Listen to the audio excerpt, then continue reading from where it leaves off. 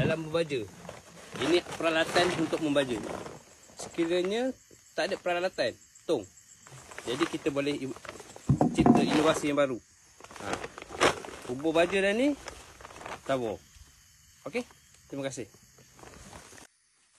Okey, mula-mula guni ni potong depan. Depan ke belakang ke tak kisah. Potong gini. Potong gini dulu. Lepas tu sini. Potong sini untuk kita masukkan lengan kita lah. Masuk tangan sini. Dah jadi macam gini kan. Bila dah jadi macam gini, kita pusingkan dia ni. Ni kita pusing yang tarik yang dalam ni, keluarkan dia.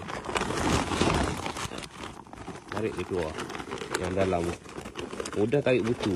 Ambil pegang bucu dia, tarik keluar. Dia dah tarik keluar. Kita belah lah bagi cantik.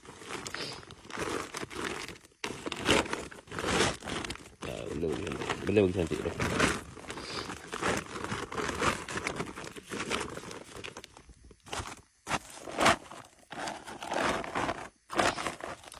Okey, bila dah jadi macam ni, dia akan jadi macam ni. Kita akan jadi sini poket dia. Poket letak baja. Lepas tu kita akan masuk badan ikut belakang. Masuk badan ikut belakang ni.